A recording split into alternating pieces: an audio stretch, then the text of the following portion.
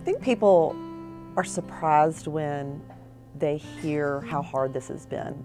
Laying people off was extremely difficult. Camp McDowell is really good at welcoming people, and during this crazy time, it's the main thing that we're not able to do.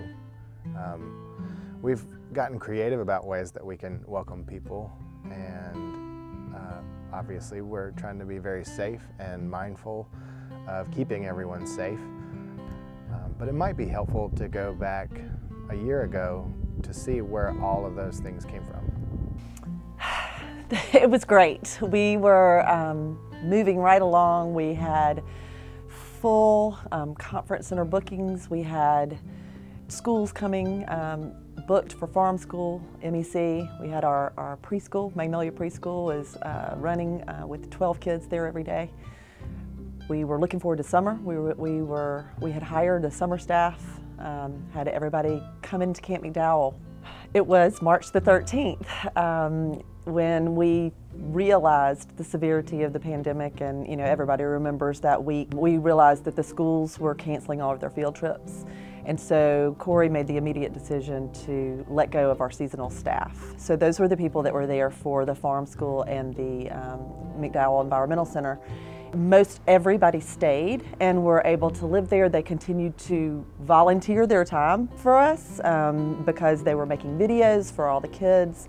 They were helping out around the camps. We were able to get the first round of PPP, which allowed us to keep our permanent staff for the next couple of months. Also, we had a great fundraiser.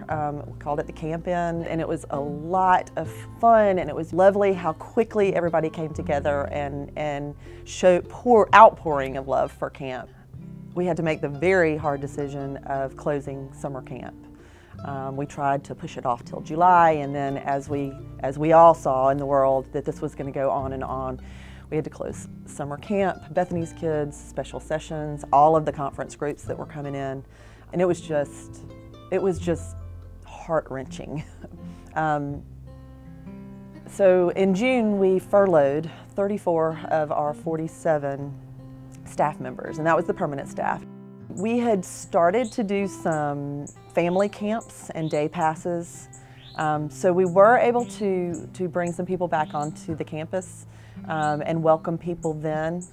We're still open, but with only a skeletal staff. Camp is a big place now, and when you think about the maintenance, the kitchen staff, the housekeeping, as well as creating from scratch new ways that are COVID safe, that follow the COVID protocols, people were able to safely come to camp, stay 6 feet apart, stay outside. It was kind of the perfect place to do that. Corey and the staff that are left want to see this through. They want to see us to get back to the place where we were, as we all do.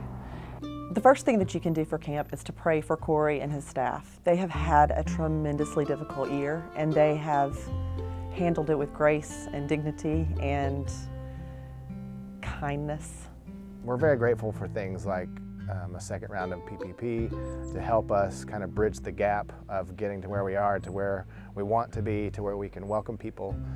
So we hope to return, to kind of a normalcy around here, and that's going to mean rehiring staff.